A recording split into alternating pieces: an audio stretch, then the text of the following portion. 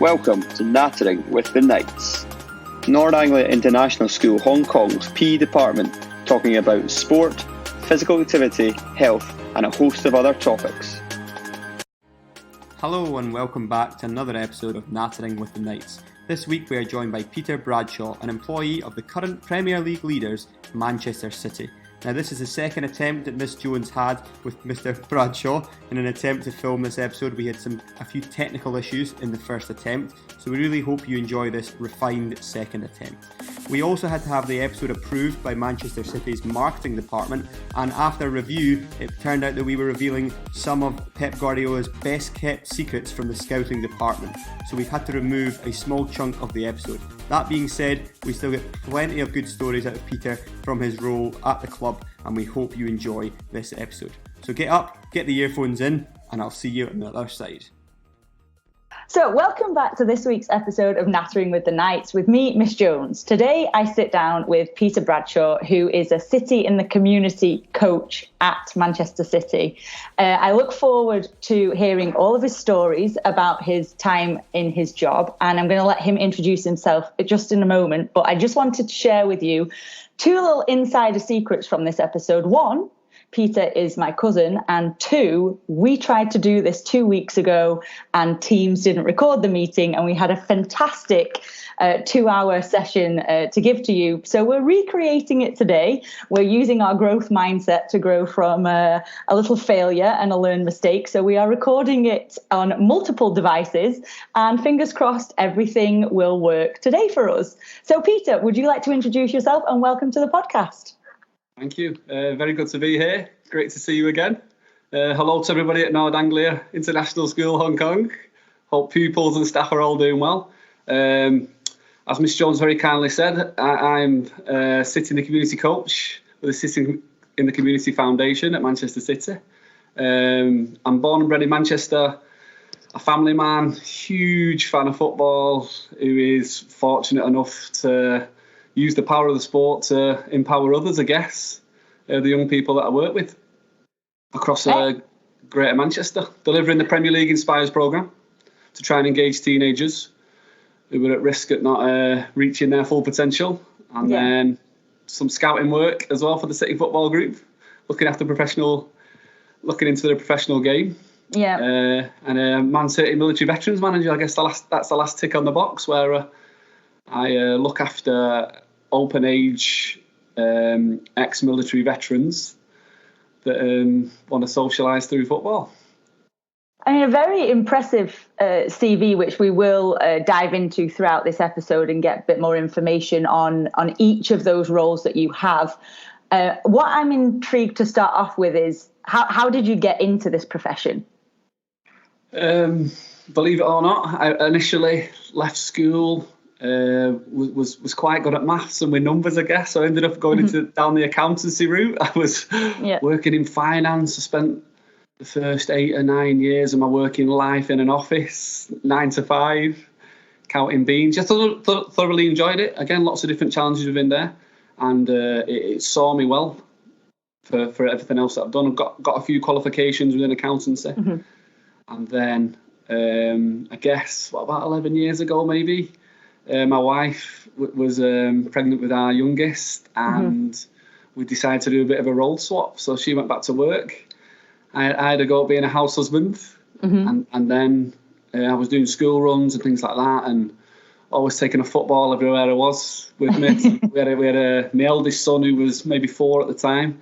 He was just starting off playing in football sessions. Yeah. And wherever we went, we had a football with us, and I started taking him to the local volunteer session, and me and him would start playing football before the session started, maybe 10 minutes early, and then all the other children would come over and join us. And then when the coaches that were there that wanted to start the session, they were blowing whistles, they were starting to shout the children over, and they just ended up staying with us playing football. So eventually the coaches got sick of it a little bit, I think, and said, would you like to come and do a bit of volunteering with us? So it started off like that, very locally. And then I was offered to go on with a level 1 qualification with the FA, got that done. Then somehow, very, very luckily, fell for the level 2 as well, which is a good level.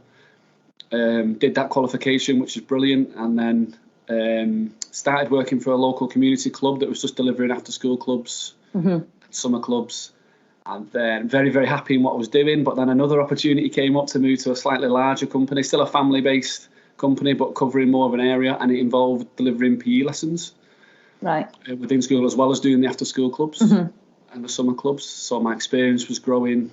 Very, very happy there. I was there for a good 2 years, thoroughly enjoyed that. And then somehow the opportunity at City came up, City in the community. Went for the interview at the Etihad in a box, the pitch in the background a bit like it is now, and I absolutely fell head over heels. So, but again, I've always been happy in what I've done. Always wanted to stretch myself. Always wanted to be challenged. Don't want to put myself in a box. Currently on my way for B course, still trying to get better in what I do. About to start up on a youth work qualification, so that'll help me with the work that I'm doing in the high schools now. Again, it's just about trying things, and I didn't see myself working, especially if I get to wear the badge every day, get to wear the kit every day, which is incredible for me, as well as being a season ticket holder. I guess so. It was a bit of a squiggly line into it. It wasn't a linear line straight into a career. But again, the happiness I now feel on a daily basis, it's well worth it. Well, I think that's a great message to have, because in the previous podcast that I've done with my sister, she shared the same things. She didn't just fall into wanting to be, a gym owner and working in the fitness industry. And like you've said, you didn't set out to work with, you loved football, but it wasn't what you set out to do. You were working with accountancy. And I just think before we move on to the next kind of question or topic with this, is that it's quite important to stress to our students or anyone listening that doesn't really matter, I suppose, if you've not got a kind of a strategy or a plan with where you want your life to go. Things can just crop up like out of the blue. Like you said, you were doing a bit of kicking a ball about with your son before he went to a coaching session, and now look at where you are. You obviously, it was something that was kind of shining out of you that has attracted people to say, "Oh, we'd like you to do this." Yeah, it's escalated quite quickly. I get over 10 years experience now, and as you're aware yourself, working within primary schools, you're doing up to 6 lessons a day, 30 different children. It's 180 children a day you get to affect there. It's an incredible role. You're doing 6 hours a day over the week. There's 30 hours you're doing every week. There's plenty of time there to make mistakes and plenty of time to develop yourself and get better as well. So. Yeah. And so in that kind of mention there, you said about, the work with primary schools and children who may be vulnerable in secondary schools. When I say normal in this question that I'm going to ask you, I'm talking like pre-COVID and pre the pandemic. What would a normal working day look like for you?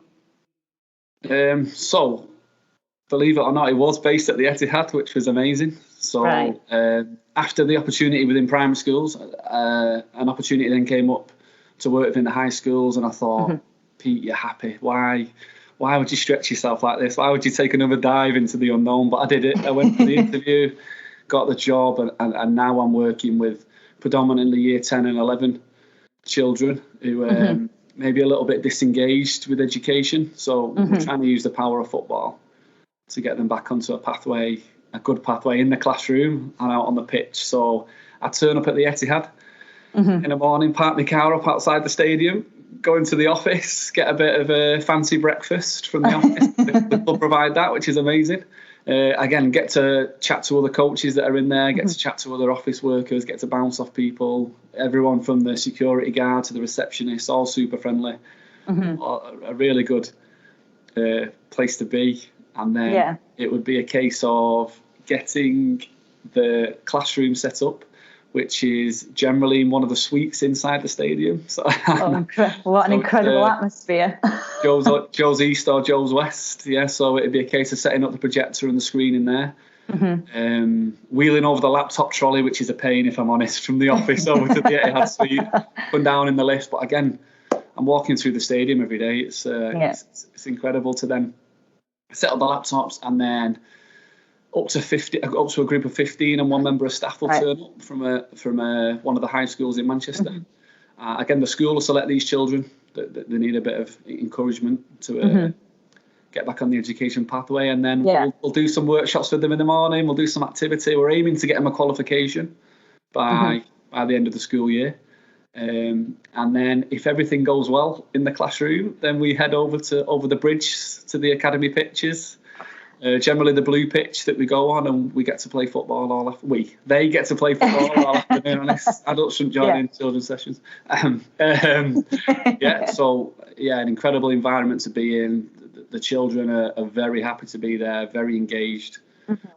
We've saw lots of success. It's a different high school every day I look after. Okay. So, we've got to be aware of that I'm only with them for one day. And for the 4 other days, they're in a high school environment where they might be under not so good influences. So, things can happen that you can't beat yourself up too much about. Yeah. But it's a chance to reach young people.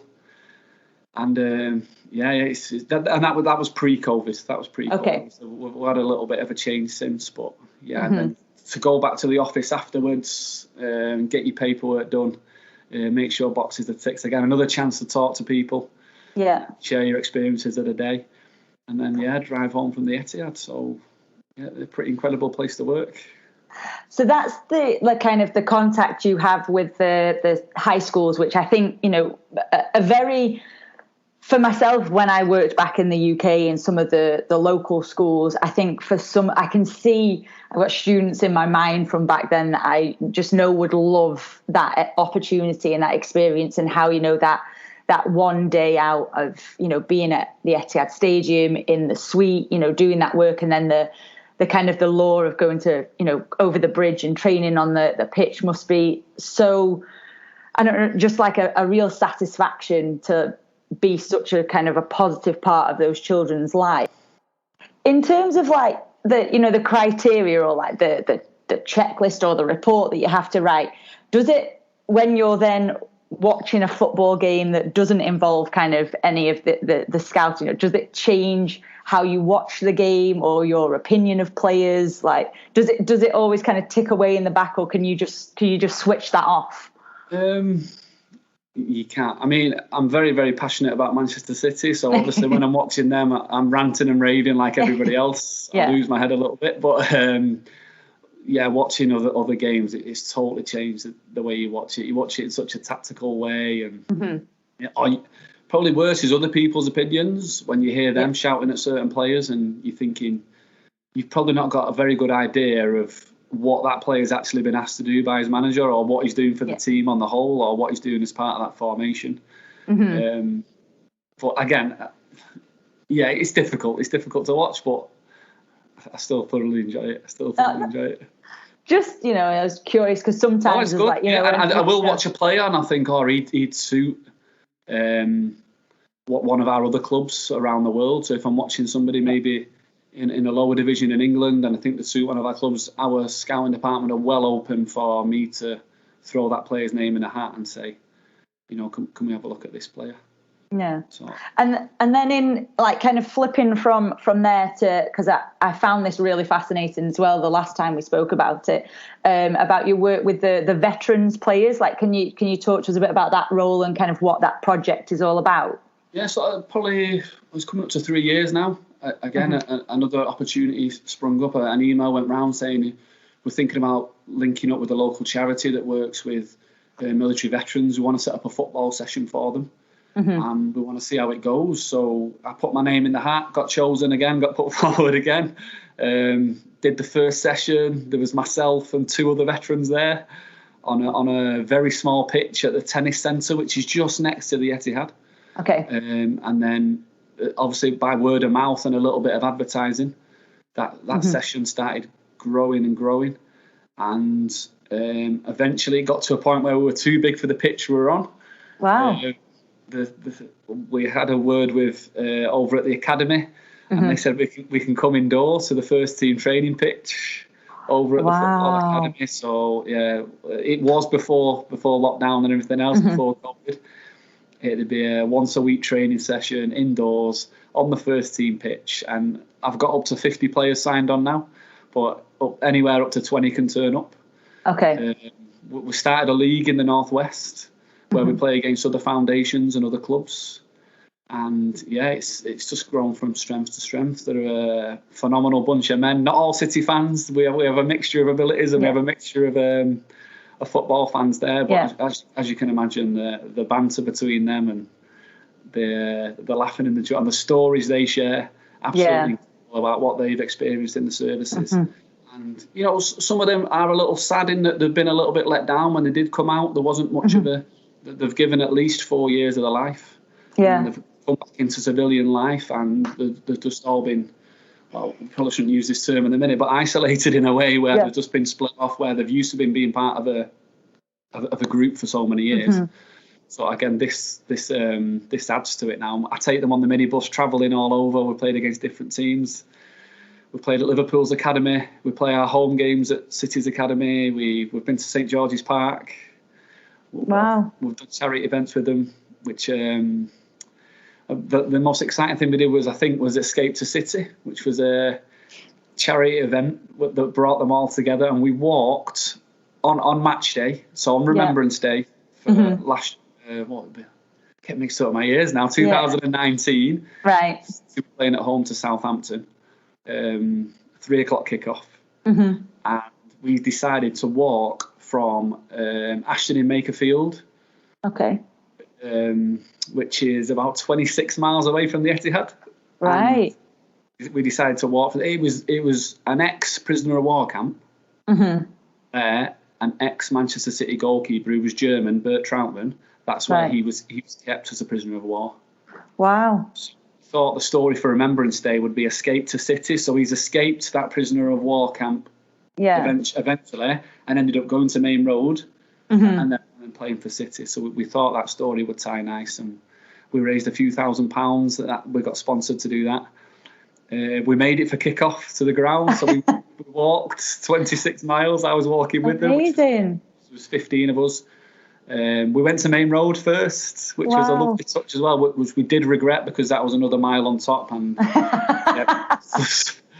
suddenly it was 2:15, and we got to be at the ground for 3:00 because we're going out on the pitch to be part of the ceremony for Remembrance Day. So I've got the club ringing me saying, "Where are you?" We've got 45 minutes to get to the ground. We made it, which was brilliant. We got into the ground for about 10 to 3. Yeah. And then we enjoyed the ceremony, and then we got a standing ovation from the crowd.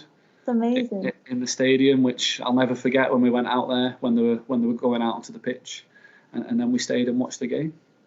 But these fellas, they're fantastic. The way they look after each other, and hopefully it'll just grow and grow. So I believe in Greater Manchester alone, there's 15,000 military veterans. Right. So although we're doing really, really well with 50 on the books, there's still a hell of a lot more we can go and reach out there. Yeah. I mean, again, this is going to sound slightly naive on my part, that I didn't realise that, when you first came to mind for me to speak to for this podcast, because I thought, we've got a lot of boys and girls at schools that are interested in football. They've been on football trips, they've represented the school on the school team. And I was like, this would be really interesting. But I had no clue that there was this many different roles available within a football club. Like, you're helping children, you've got the primary school work, you've got, the disadvantaged secondary school students, you've got your veterans. I suppose I'm curious as to, is there almost anything that football at Manchester City doesn't offer? City in the Community Foundation, we work in the nurseries. We have an early years team, and then we have the primary stars team where I started in the primary schools, and then we've got the Premier League Inspires programme, which I'm on now, which is within the high schools. And then we have a BTEC programme across colleges where if you get a certain amount, I think it's 5 A to C's qualifications, and again, you're not far off being a footballer. When you go to college, you study in the morning in the classroom, and then similar to what I do, it's football all afternoon. Right. So that's an incredible thing for a young person to do, and you're trying to get a BTEC qualification at the end of it. And then we have a degree programme as well now, where we've got 40 students who are in our own little university on campus, And at the end of it, you come out with a degree in community coaching. So, and then we have obviously stuff, the outreach department, they do a lot of work in disability areas. We have walking football, we have mental health football. Like I said, we've got the military veterans, and we're trying to go from cradle to grave. We're trying to go. We're trying to capture everybody within the Greater Manchester area. I think that's incredible. But I also know now, this obviously, family and Facebook and the power of social media, that you've also done work abroad within your role. So I just kind of wanted to delve into that, because I've done some Camp America stuff. I've traveled to Ethiopia, and I'm just now from your point of view, like you said, the pride of getting to wear the kit and getting people, reaching people through the power of football. What were if you can talk to us mainly about those experiences, like, where you went, what you were doing, and how they kind of impacted you, that would be brilliant to hear. Yeah, so I've been with the club for 4 years now, and I've managed to get 4 trips, which is not too bad considering we've been closed down for a year. So I got taken aside after about maybe 15 months into the job, when I was still working in the primary schools at the time, and they said would like to be part of our Citizens Giving programme, which involves community coaches going out to one of 15 places around the world and training a group of young people of 18 to 21 year olds, of trying to coach them to become coaches over a week or a couple of weeks. So I was asked to go. I've been to Ghana. My first trip was out to Ghana in Africa, which was quite incredible. And then my second trip was out to Sierra Leone, which was amazing. And that was tied to the City Supporters Club out of there. They're absolutely mad on football. And again, I was a support coach on both those trips. And then the year after, I was asked to go back out to Ghana, but as a lead coach, which was an incredible opportunity to run the programme, so to speak. And then in January 2020, I was asked to go out to Mumbai to work with the Oscar Foundation out in there. So again, each time we're trying to train young people to become coaches over 4 or 5 days. And then on the 5th or 6th day, they have to deliver a celebration event of their own to the community using all the skills that were taught them. So so as a Manchester lad, for this to work in Manchester schools makes sense. They understand my accent. They understand I talk a little bit fast sometimes. They understand that. They're fine with that. They understand my lingo when I'm talking Manc. They pick that up. But as you'll be fully aware yourself, to go to a new country and try and test yourself is a totally different challenge. So we got to Ghana. I was very, very nervous on the travel over there. Again, I'm a support coach, working with one more other lead coach who's a fantastically experienced guy, and he's talking to me about an opening ceremony. So I thought, an opening ceremony for who? For what? They said for us, for the City Football Foundation, for Manchester City coming to the area, we're going to do an opening ceremony. So I thought, wow, what is this? So I turned up at the football pitch, and there's several marquees, and it's in the baking 30-odd degrees afternoon sun, and all the chiefs of the local tribes are on the stage, and we're head of place next to all these chiefs on the stage, and the whole community's out, and they put singing and dancing and all sorts on for us, and it was it was an incredible opportunity, and it's something I've not been used to, where the children do naturally look up to you, or young people look up to you when you've got the City badge on and when you're representing the club, but nothing to the extent of their like getting mobbed and asking for selfies and autographs and all sorts. It was a incredible opportunity. But so the lead coach was then asked to do a speech on stage in front of everybody. And I remember to myself laughing, thinking he's got to do a speech in front of all these people. There's close to 200 people there, a mix of ages. And he gives this speech in front of all these chiefs, and it was a really, really big moment, and I'm sniggering away. And then he sits down after doing his nervous bit, And then the dancers come back on, and the chiefs turn around and say, well, it's tradition that our guests would dance. Is that okay now? Bearing in mind, the lead coach had already done the speech, so he's then turned around laughing at me thinking, Pete's got to dance now. So again, I thought, just throw yourself in there. Like, what's the worst that could happen? So, I jumped off the stage, ran over, started dancing with them. They were trying to get me to sit down at the end of that. I did the second dance with them. I did the third dance, some terrible moves. I'm not professing to be any sort of decent dancer. I've got terrible dad moves. But again, it's just about throwing yourself into the culture, being there. Everybody relaxed then. I'm not too sure the chiefs and the lead coach were too impressed with what I was doing. But at the same time, I feel then I became a man of the people a little bit, and the dancing white man, they were calling me for a long time wherever I went. I just feel that if something challenges you, you throw yourself in both feet, and you're going to come out of it feeling better. I definitely agree with that. And having, when you were telling the stories then about the community and them all coming together, I got goosebumps because I was remembering and recalling like my time in Ethiopia when myself and Mr. Erskine went and we delivered some football sessions. Now, again, I am by no means, at your level or Mr. Erskine's level of coaching football, but I remember going into a school and we took a PE lesson of like over 80 children, and they had like, they were, coming down the stairs in like their flip flops and their pajamas, and they've made it into school, but they're having the time of their lives. And I'm just now, we took bags of kit over that was all either old school kit, the football kit, and they were like loving the fact that they could wear maybe a t-shirt or a new pair of shorts. And I'm just now trying to picture these.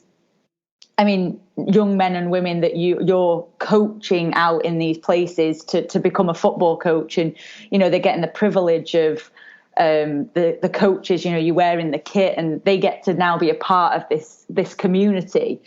Do you then get any kind of feedback, any follow up of what progress they're making or where they're at once you leave? Yeah, so it's just a 3-year program for each city that we work with. Funded by the City Football Group. Okay. So we'll work with them over 3 years. I'll then become a remote mentor. So it'll be this kind of Skype or Teams as it is now. Right. To make sure we stay in contact, give any advice we can. Made plenty of friends in all 3 destinations. And it's great to hear their stories, their success stories still. They're still in touch with me. And it's an amazing, especially Ghana where I went twice. In Sierra Leone, it was a little bit different, but it was more to do with the City Supporters Club that we were looking at, because they're absolutely fanatical City fans out there. There's a group of them, and we got talked to a supporters meeting, and again we're on the stage, and they were clamouring for autographs, and the more we're saying we're not the first team manager sort of thing, the worse they were. I'm sure we ended up running out the building at the end with our sunglasses on, jumping into a car, and the car had to speed off. And I'm just looking at how has this happened? Yeah, from a working class lad from Manchester who just wants to watch the football. It was it's an incredible opportunity to change lives. I think we realised that we're not just a local club anymore. We are a global club. And we have a certain responsibility to not just carry on the great work that we're doing locally, but to really do it nationally and internationally around the world. So then I suppose this is probably quite a tricky question for you to answer, because everybody at the moment, kind of doesn't really know what's going to happen. But in terms of that programme, I don't know, maybe expanding or continuing its role, is there...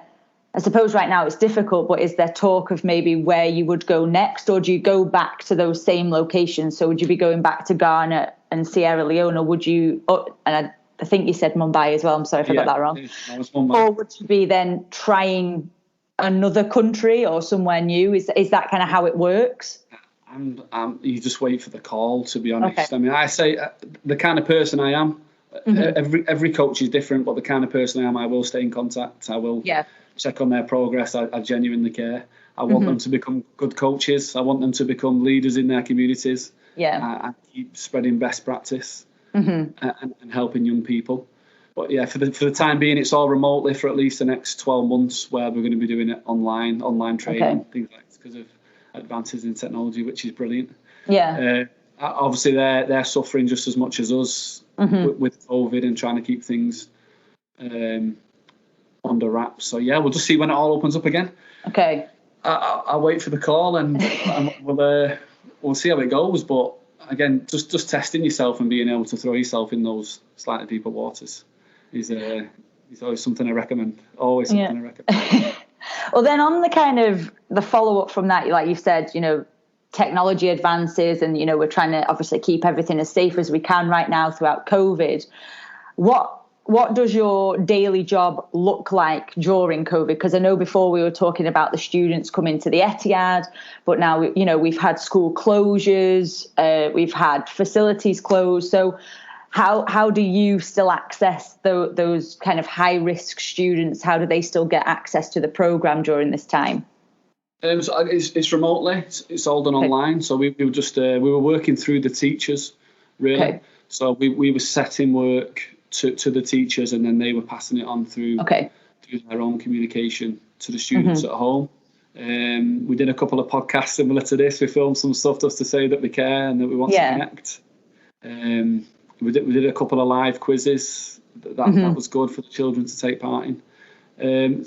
Changing wise, we're now fully back in the high schools. Okay. I'm testing twice a week at home to make sure I'm COVID free. They're all testing in school, which is brilliant. They've just had their third one now in the high schools. Right. So they'll be home testing as well from now on. I think they've been brilliant with the online sessions. I think they've been they've adapted really well. They've been incredibly resilient. Our outreach sessions have had to stop, unfortunately, which includes the military veterans. There's no way they've been able to play while we've been locked down. We got in a couple of training sessions just before Christmas. Yeah. But since then, unfortunately, it's shut down again. So it's different. So the Etihad's out of bounds because it's being used as a test centre and now as a vaccination centre, which is incredible for us to be able to serve the community like that. So I'm based fully in the high schools now. So I'm on their ground a little bit. I'm on their manor. That's a bit trickier. I get even more children shouting at me saying, why am I not on the course? Why am I not on the course? So I've got to deviate around that as well. But again, it's a great opportunity to get in the classroom. Yeah. We've lost the power of the fist bumps and the high fives and stuff like that. That's a shame. Everything's 2 metre distance. I'm teaching in a classroom with a mask on. Yeah. And sometimes a mask and a visor. So again, that loses a lot of what hopefully is my personality and delivery. That loses a lot. So I've got to try and think of ways around that. Yeah. And even when we get onto the pitch, we've just got to be very careful that, a lot of the times, depending on the school, it can be non-contact. It can be. Right. So there's a lot of other challenges within there. As I said, the citizens giving's gone online. The video scouting that I do has not been affected at all because it's all remote. So that's bulletproof. That's been really good. And just as a team, really, so there's 5 of us out in the delivery team for Premier League and for the City Inspires programme. Yeah. And it's brought us together a lot closer. We've been having daily meetings, daily fun on the quizzes. Yeah. But now it's back to the front line, back to delivering in the high schools. No mixing of bubbles is a difficult one, which makes it tricky when I'm pulling children from different groups. So that can be difficult. But the facilities in the high schools are generally very, very good. Good. But I am missing the Etihad. I don't tend to get my breakfast at the schools. I get the odd lunch here or there, but I don't get it every day there. I'm missing the cuisine at the Etihad, but I'm sure we'll get back there eventually. So then in terms of, because obviously it's not the, it's not the whole thing about the programme, but that, going to the Etihad and the suite and the playing on the pitches and just the, being in that environment for the course. Have you seen any kind of change, any kind of difference in engagement from your students at all during this COVID time, which obviously would be completely understandable because as a teacher, I do think children are incredibly resilient and how they've responded and adapted to, all online learning using different technologies. I mean, one can talk, like the recording didn't work last week, I bet a child could have done that. But I just am curious, as for some of those, probably like the best part of their week maybe is going out to the stadium and having this day with you, and then doing it in school is probably a very, it's different to them. Do they still respond well to the program, or have you noticed any changes? The funny thing is, we spend all year with the one group, right? But generally the group changes year on year. Yeah, right. So these guys that I'm looking after now have no real idea of what they're missing out on. If that makes sense. The groups have had since we've not been at the Etihad since this time last year in March 2020. So I'm looking at them thinking, so we've kitted them all out in training kit. They all have their own training tops and tracksuit bottoms. Yeah. We're forever taking in coats for them and other bags of goodies. And we're forever trying to do things that will keep them engaged and just help them feel part of City and part of the programme. But normally we'd do celebration events with groups where we'd take them on tours of the ground, we'd take them on tours of the academy. They'd obviously get to be at the Etihad every day. They have no idea about that. They'd get tickets for games. So they'd be going to all the Champions League games. They'd be going to a lot of the League games. They'd be getting like mascot experiences or ball boy experiences if we could do it. Yeah. For the first team, but this current cohort don't quite know what they're missing, and that makes me sad more than anything. And I don't tell them, obviously. Yeah. But the sooner we get back there, the more we could offer. But in that respect, they don't. Engagement is a little bit tougher because, like you say, they're in that classroom all day. Yeah. Every day generally. So a similar classroom, at least the same site. But they just love the football, most of them. Yeah. They just love getting out and doing something different. And it's a little bit of, look at me, I'm on this course. Yeah. And you're not, sort of thing. Teenagers are competitive like that. Oh, definitely. I suppose something I probably should have asked earlier on, and I mean, it's just, you mentioned then about like, they get kitted out and they get this, that and the other. Now, I mean, I'm playing kind of devil's advocate here, I imagine, but if I'm at school and I know that one of my mates is, on this course and is getting all this cool stuff from City and all these opportunities, if it's a normal working course, I suppose what I'm trying to ask is how do you kind of get selected? Do you have a choice in that, or is it the school that decides which students are deserving of this opportunity? It'd be the school. Yeah, right. It'd be the school. So there's a lot of competition for the places, I think. So we asked for up to 15. Group, and again, it's those that are a little bit disengaged, those that are at risk of not reaching the full potential. Nothing more, nothing less. We get a mixture of children. Some need a little bit of motivation. Some maybe struggle with behaviour. Some maybe they have different challenges. But we and then sometimes other teachers will then try and judge the children that are on the course and try and say they don't deserve to be on there and things like that. But we have to stay strong and believe in what we're doing. We unfortunately can't take everybody. Yeah. But hopefully that makes the school then sign on for another year and we can get the next cohort to come through. Yeah. So it's selected by the teachers, who they feel would benefit from it most. And again, we have to get over the initial. There's a fair few United fans on there, or fans of other clubs.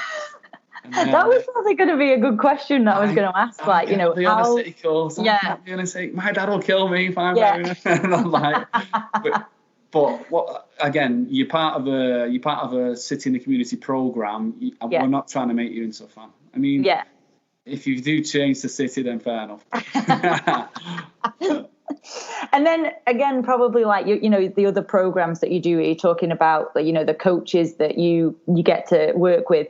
Do you get feedback from the school in terms of the impact that you're having on? I know you will get to see it yourself with the children. You get to see how they develop, how they grow, how they respond, and you'll moods change every day and that. But by the end of the program, do you kind of get an update on, if they're in like maybe their examination year, or, if they're moving from like year 9 to year 10, do you kind of get any update or information on, if it's made a positive impact, if they probably need a little bit longer with you?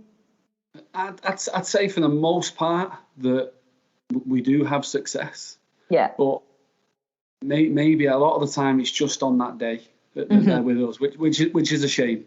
Yeah. Which is a shame. But I noticed the teachers noticed a big difference in that child on the day, or maybe the day before, when they're saying, if you don't listen or engage, then you're not going to City tomorrow. Then that's a big carrot for them.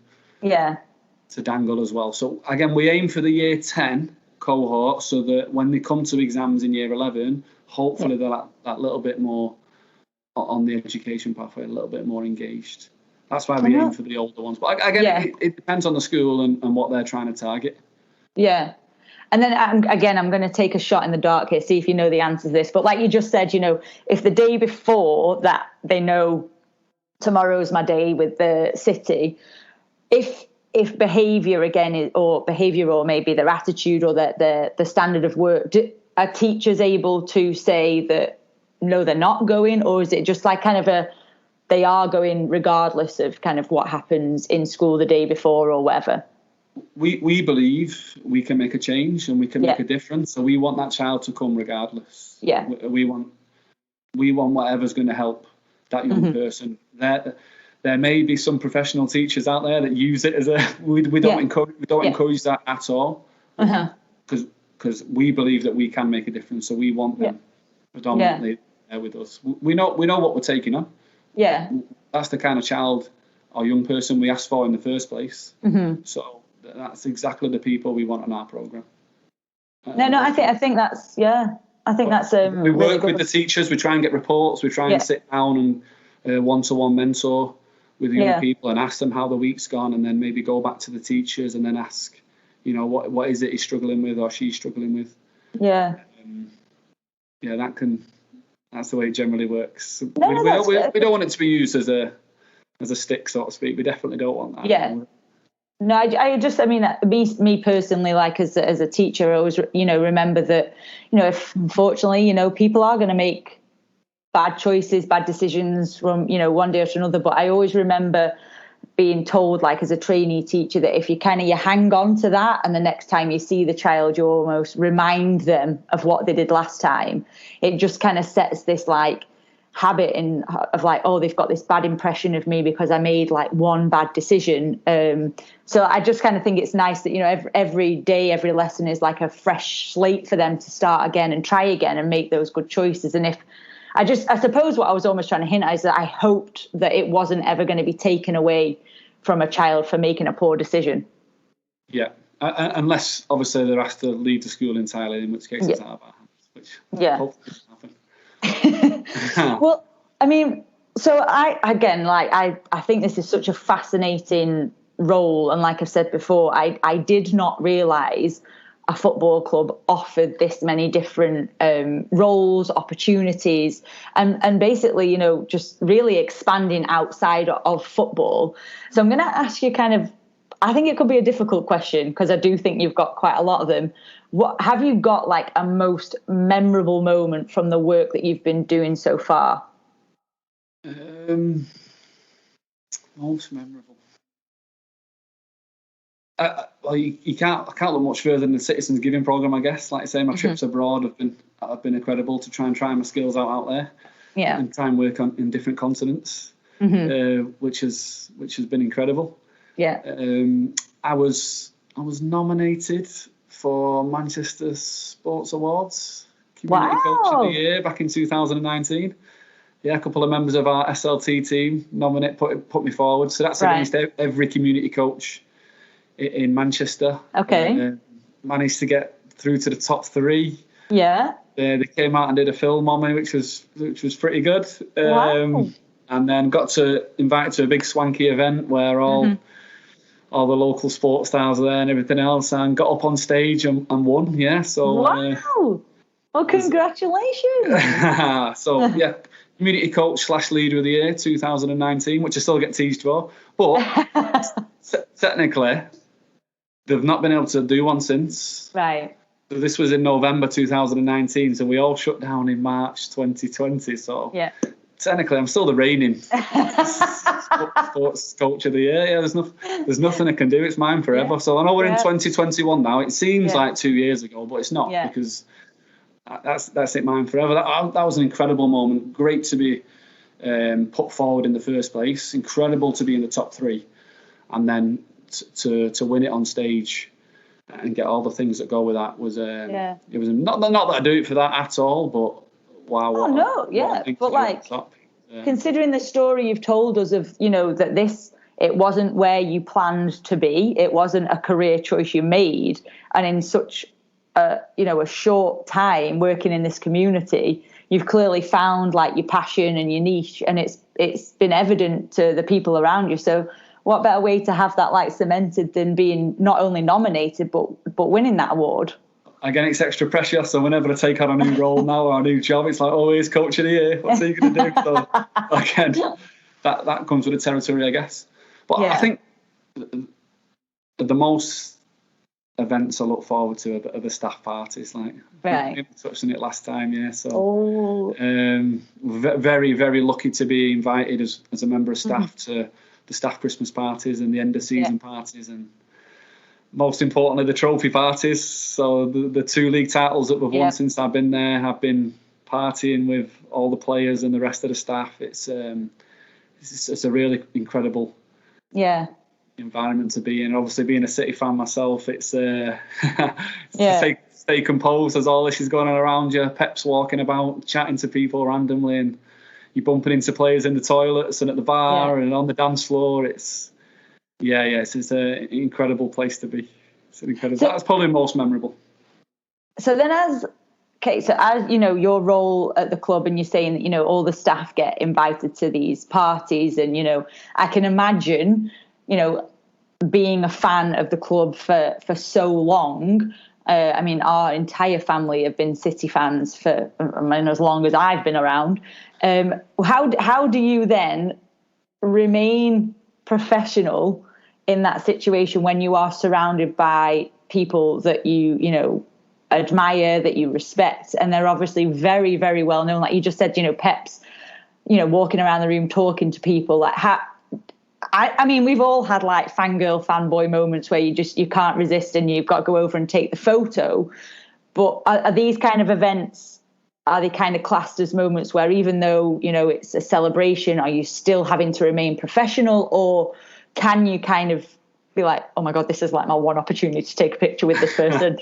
So again, they ask us, they invite all staff to the event, which is incredible. So it can be up to 500. It's generally a secret location, so you get given the date and the time, but they won't tell you the location till the last minute. They ask you not to do any social media, not to do any pictures, to appreciate that it's the players and the coaches. It's their end of season trophy party, and it's their Christmas party as well. But like you say, to try and contain yourself is a lot less difficult.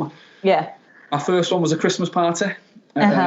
A very swanky place in town, very posh place, and I'd got there early, and I was with a bunch of other coaches that I was working with, and we were having drinks, and it was a really good night. And then the goalkeeper coach came in through the doors, and I thought, okay, I can cope with that. And then a couple of other coaches came in, and then I think Vincent Kompany came in first, and that knocked me for 6. Just walked in the door, but just walked in a place, in a club or a pub like anybody else would. And inside, I'm absolutely screaming, but on the outside, I was just this cool demeanour of just keep drinking. It's okay. And then I thought, I've crossed that hurdle. And then Pep comes through the door with a couple of the other superstar players, and I'm just thought, just contain yourself. It was a big test. Test. Again, you just let onto them. You just say hello like you would anybody else, and I'll talk about your families or work or anything else that you would do with anyone else. And then when it comes to dancing, you all have a dance and you all have a good time. And then when it comes to it, you have a choice whether you go home to my family, which I generally tend to do, or do you stay out and party. And so far, I've managed to behave myself. I've managed to conduct myself professionally. So hopefully, this what we're going to miss the most, or what I missed the most at Christmas, was not having the Christmas party with all the players there. And again, you get to see them as real humans as well. You get to realise how young some of them are, how experienced some of them are. You know, some of them are really people, and they'll come amongst you and they'll laugh and they'll joke, and then others just want to be on their own on the phone, keeping themselves to themselves. I mean, I guess it's scary for a lot of them travelling to the other side of the world at such a young age. Yeah. To play in a football team quite randomly. I suppose that, like what you said there, you kind of because of social media and everything you see online, you do forget that they are just regular humans. They just, exceptionally good at football and they're very well known. But like you said, when it comes to, I think we do kind of forget, don't we, when we're, just us mere mortals seeing somebody of that stature. Is that, well, actually, like you said, it's just them enjoying their Christmas party like anybody else would enjoy their Christmas party. And, rather than being hounded for a photo, you kind of have a conversation with them. And I suppose that's probably more memorable, that they've come and had a chat with you rather than a quick photo, maybe. Yeah. And again, you trained in it a little bit. You're told beforehand not to do it. And just to bear in mind that if something does go wrong, then you're potentially spoiling it for people in the future. You're potentially spoiling it for more good things that happen. But I've had some surreal moments. I think it was the second Christmas party. It was the night of a League Cup draw for the semi-final of the League Cup, and City were in the draw, and they'd put out some settees around a big screen, and the players were all sat on the settees, and then as staff were all stood round the back of them, and I'm watching the League Cup draw surrounded by the City players, and all I'm focused on is who we're going to get in the draw. At that point, I am just being a football fan again, forgetting that all the actual players are around me. Yeah, and they're jumping up and celebrating as City come out of the hat as we are. So it's a great moment. I know it's not shared across a lot of clubs, but it's what the City want to promote, this family feeling, this group feeling, and it definitely comes across very, very. So yes, they're probably my most memorable moment, but I have always tended to behave myself. That's the best way to be. I want to make it possible for other people to do it. That's the way I look at it. I mean, it's providing you with a lot of opportunity and experiences to share your stories and the memories that you get from that. And like you said, if it was to be ruined and taken away, then, other people don't get that chance, don't get the opportunity. And I can imagine, being there in person, for every, particularly like, young people when they get to meet like the footballer that they admire, or, someone that they've been watching for a long time, it's probably, hard to contain. But actually when you come away from that moment and think, oh my God, I've just spent however long with so-and-so is incredibly like powerful. Definitely. Yeah, it certainly is. So then from that, I'm going to kind of, if we've got any students or anybody listening to this, that you've obviously talked about how it's not where you intended to go, like when you left school and, you're doing your accountancy, and then this opportunity just kind of arose out of nowhere. And like you said, you've taken every opportunity, every challenge that they've given you, that they've put you forward for. And some of them are completely out of your comfort zone, but you've grown as a person. And now you've got all of these different notches on your belt. What would you kind of say of advice to maybe anyone that wanted to follow in your footsteps, wanted to maybe potentially consider the kind of career that you've got? If they're not going to be, because we've got to obviously start off with some young people have still got the aspirations of being a pro footballer, but say that doesn't work out due to timing, injuries, just luck of the draw. To still remain in football like you are, and it's given you so many links to the professional world, to the wider community. What would you kind of say as advice or like opinions or First of all, definitely stay in school. That's the best thing. Everybody listening should not. Education is the way forward. Definitely stay in school. Listen to your coaches and teachers as best you can, taking everything in that you can do. I'd seek help from mentors or from your teachers or coaches that are out there. There's quite specialised niches. I've been very fortunate recently to gain myself a career coach somehow. Not something I was looking to do, not something. An opportunity popped up again internally within the group to be part of a group that's being taken care of by a career coach. So it was a chance to sit down with them and go through everything that I'd done so far, go through this squiggly, they call it. So there's either a linear career where but today in the modern working world, you're very likely to have a squiggly career where you can pivot to different positions within work. Again, that's something I've openly explored and looked at different ways in which I can develop my career and still enjoy it. A passion for the outdoors would help. Definitely in rainy Manchester, but not so much in other countries. You get a couple of summer months, so that's very nice. If you wanted to do that, I definitely seek yourself out a mentor and try and get a feel for what the role is like and where it can lead to. But you work hard on developing yourself. Bounce back from the no's. You're going to get no's. You're going to fail. You got to keep going. I think one of my main strengths is making good decisions on quite a regular basis, whatever good means. So I get asked, how do I make so many good decisions? And then it's just through experience. Through experience, really. And then experience is through bad decisions. Mistakes that I've made, you learn and you try and change it for next time. So, not to be disheartened, be resilient, keep bouncing back.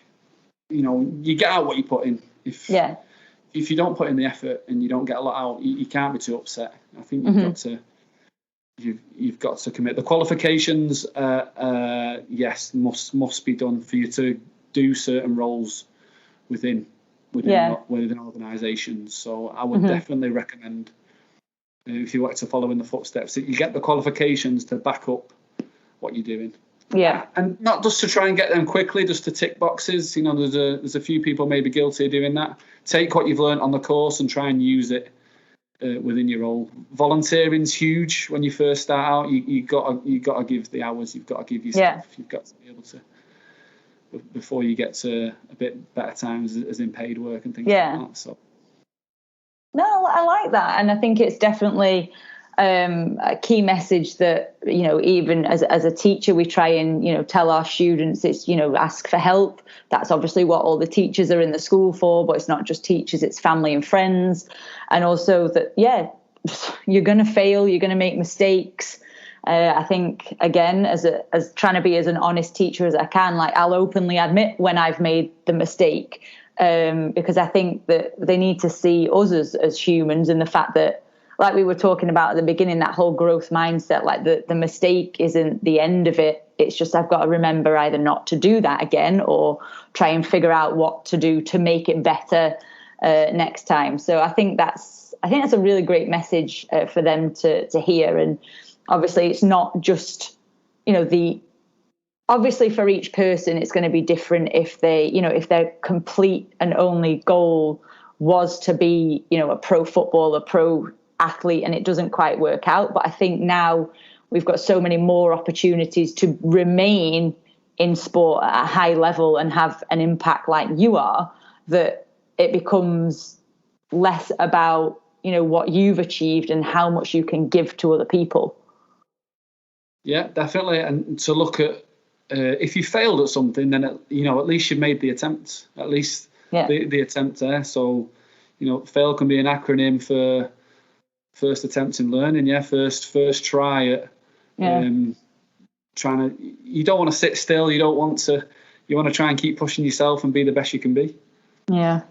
Well, thank you for sharing all your experiences with us from your roles at the moment. Now, we're not quite finished because we like to finish with kind of like a quick fire round to get a little bit more information about you as a person. So we're going to go through this before we wrap up today's episode. So first question would be favourite food. I still want to say some kind of posh food. Burgers. Love a burger. Can't get enough. Every time choose it related. Yeah, both the same. Yeah, I very think it simple would be food. My pick. Yeah. Have you got maybe, I know we've heard a lot of interesting facts about you and your job, but is there an interesting fact that you can tell us that maybe we've not covered in this episode? I'm a cousin of Miss Jones. I've got 4 children, and I've been married for 14 years. Not really spoke about my wife too much other than the job swap. Wow, I didn't realise it was 14 years. I have a level 2 qualification in lacrosse. Nice. I don't know if that's interesting or random. That's interesting and random, like, you know. So, yeah, a few years back, I was given the opportunity to take on some work within lacrosse. Never played lacrosse before, never even come across the sport really in the UK, and got thrown into a level 2 and absolutely smashed it and got the qualification. Oh, fantastic. Another opportunity I jumped at. Yeah, another thing to add to the CV as well. It just stick out randomly on the CV. Yeah. It gets asked about quite a bit, like, how did this happen?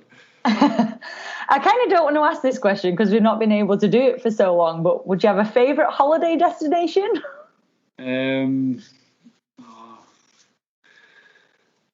don't want to upset any of my friends overseas in the different destinations. I went to Portugal a few years back, and that was really quite nice, yeah, in the Algarve. So yeah, we'll say that. Very nice. A favourite gadget? Phone. Never off it. Terrible. Always getting shouted at for it. I'm forever on my phone, answering WhatsApps and checking things. Yeah. Need to sort it out. But I mean, in this day and age, and currently during this last year and whatever it is now, it's probably a key thing to have, really, to stay in contact. And yeah, definitely. Yeah. That's within work as well. You're forever getting messages 24 hours a day, so you have to be on the ball, sort of thing. It's that's what I say it is, but it's not. Most famous person you've ever met? Yeah, as we touched on before, the parties, the players, the manager, even the older players, like the players from the generations before, they absolutely. The young coaches I work with aren't aware of them, really, because we weren't as big then, but I'll be shaking saying, there's Mike Summerby or there's Andy Morrison, but they've had no real idea who they are, nor will a lot of your pupils. So yeah, we put them probably talking at the parties with the Sergios and the Peps of this world. Yeah. If you were an animal, what would you be and why?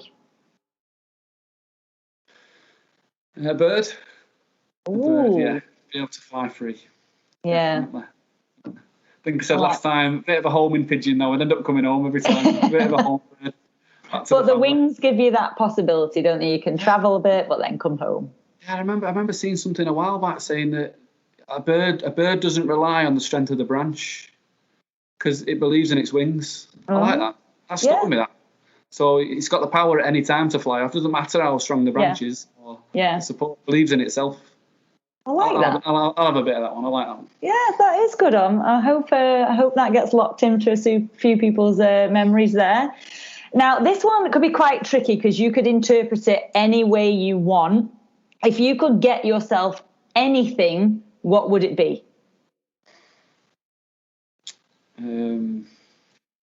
Other than the Champions League? That's what everyone at City is asking for. Yeah. Just better times for everybody. Just to get through this. Just a little bit of peace. A little bit of where everyone just appreciates each other that little bit more. Yeah. I think there's miles more good in the world than there is not so good. Yeah. And even the not so good can be worked on and helped. So yeah. Sorry. Like that. No, I like that. A nice bit of positivity, and that's definitely needed right now. Guys. What you put out into the world, you get back. Generally, I feel so. If you put a bit of positivity out there, hopefully it'll bounce from Hong Kong and come back to me. Oh, good. Hopefully, fingers crossed. And then the last one would be, what's your biggest life lesson in under 60 seconds? There's so much. Resilience, like I said, putting good things out there. Good things happen to good people. Always learning. One of my favourites is from a book that I read last year sometime called Legacy, about the New Zealand rugby team, and they like to leave the shirt in a better place. And I think that's a great thing for anybody in any job, in any school, to try and do. Just realise that there's people that's going to follow you. and that there's people that have been before that you're representing. So, whether it be your school team or your uniform, or whether I'm wearing the city badge or whatever else you're doing, whether you're passing on the things to your own children, or just try and leave the shirt in a better place. Yeah. So the next person can come along, pick it up, put it on, and they have the same opportunities you do. I think that'd be great. I think that is absolutely brilliant. I like that. Leave the shirt in a better place. I think that's a great. That was under 60 seconds as well. That was good for me. Yeah. I'll take that. So year 11s, look after the year 7s. Yeah. Year 7s, leave your shirt in a better place for the year 6s, and it cascades all the way down, hopefully. No, that's brilliant. And that's a great, I think, kind of summary of what we've been talking about here today. And I would like to say, thank you again for giving up the second Sunday of your weekend for doing this with me, because obviously the first time round it didn't happen. But we have definitely had another opportunity to catch up and to get some more information about your impressive CV and your job that you are doing with the city and the community. So thank you for sharing all of your experiences and your stories. And I do hope that those students, those people listening, will remember that, the work hard, take on your new challenges, and leave the shirt in a better place. Brilliant. Thank you for the opportunity. Oh, thank you for joining us. Take care, everyone. Thank you for listening. We hope you enjoyed this episode of Knattering with the Knights. If you want to make sure that you don't miss any future episodes, then please subscribe wherever you listen to your podcasts. Please reach out to your PE teacher if you have any feedback or ideas about topics you would like to see and hear about in the future. In the meantime, have a great week, and we will see you next time.